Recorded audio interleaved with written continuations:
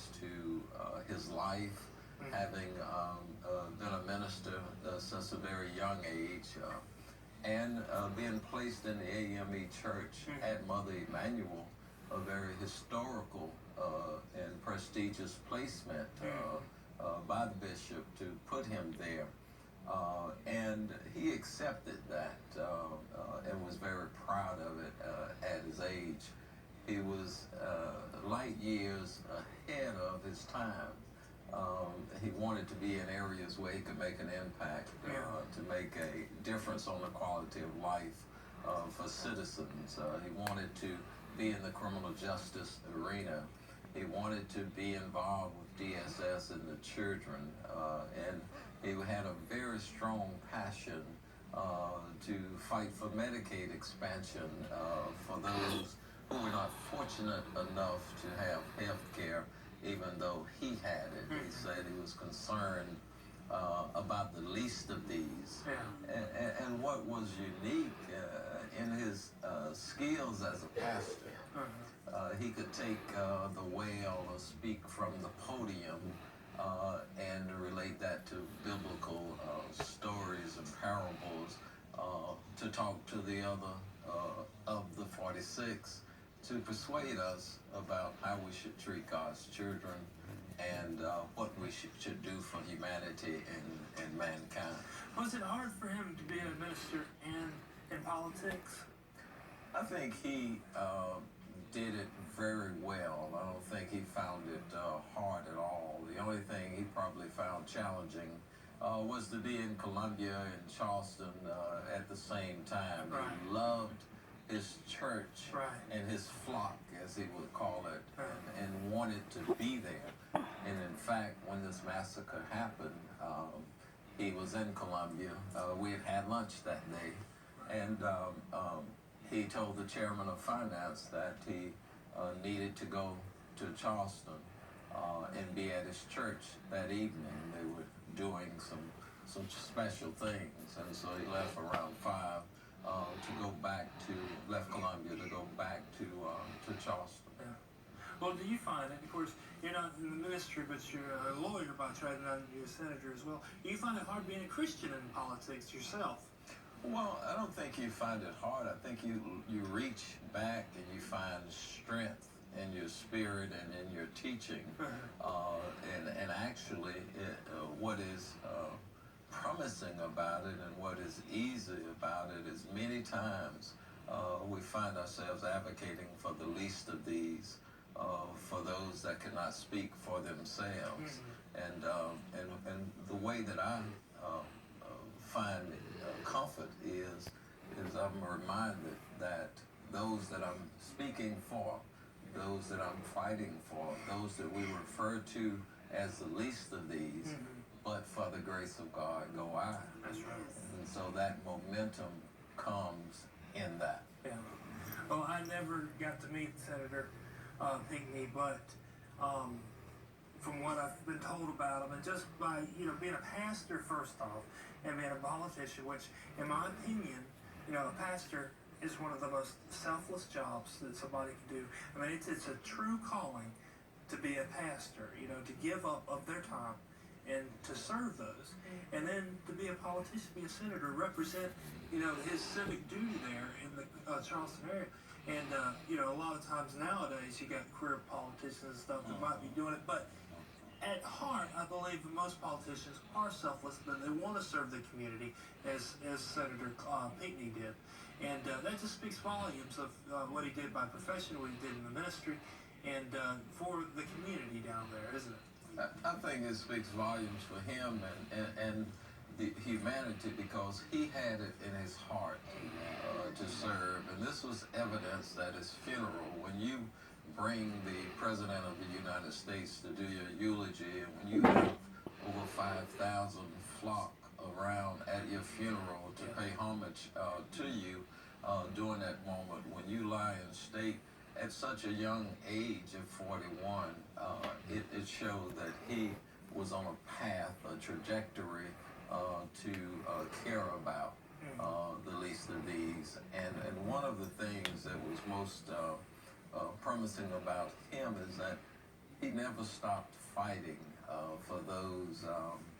For example, we were recently fighting about the death penalty, and he was so unselfish. He actually helped me get an award, but when it came time to being recognized, I leaned over and I said, you know, you need to get this award for the work and your guidance on it. And he's, no, he had a very baritone voice, and it was, no, Senator, you deserve that. That's your award.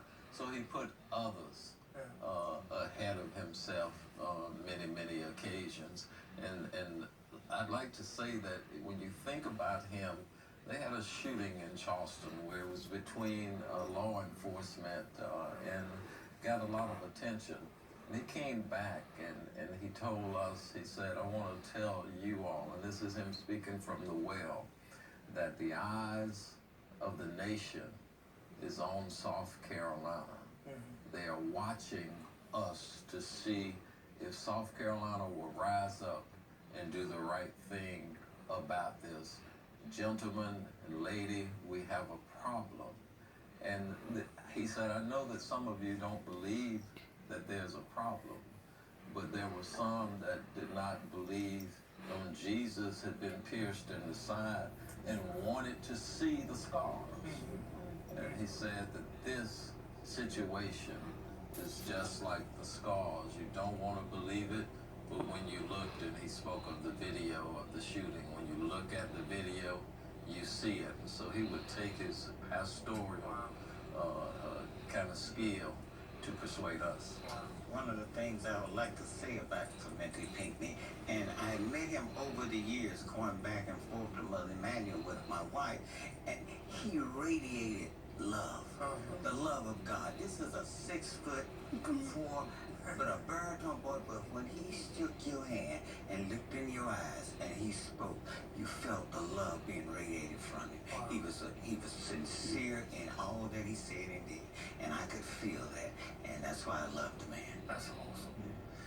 Well, the Senate, how is it now? I mean, you've lost, like you said, the best of. What have y'all learned down there in Columbia through him, and what do y'all continue to learn by his example? I think you look at the fact that God sometimes works in mysterious ways. In this tragedy, we found many coming together that normally are divided.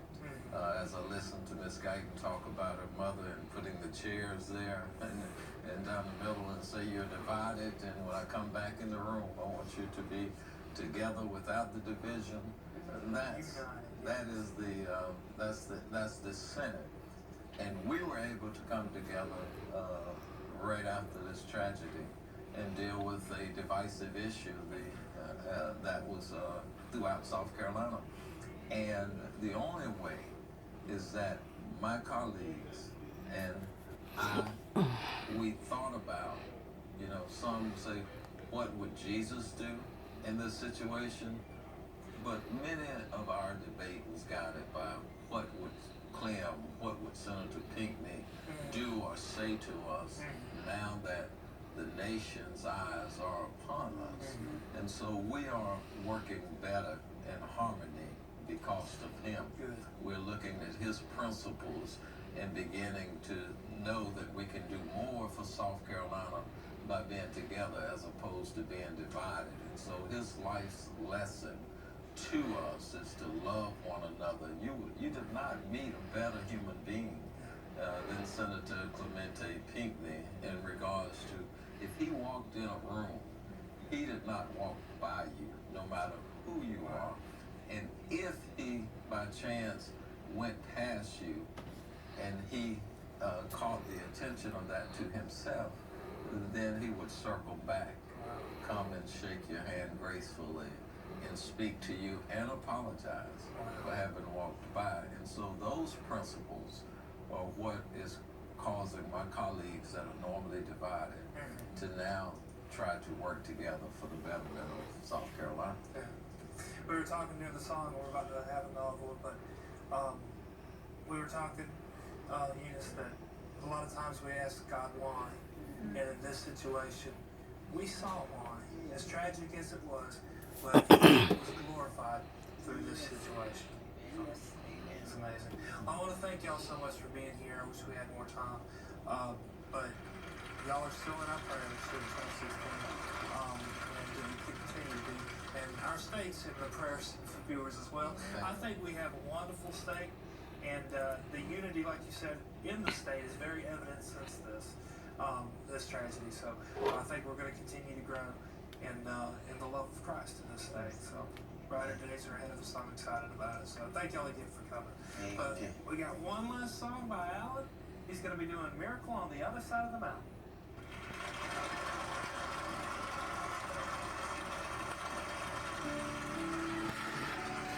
Sing this for the climbers tonight. Maybe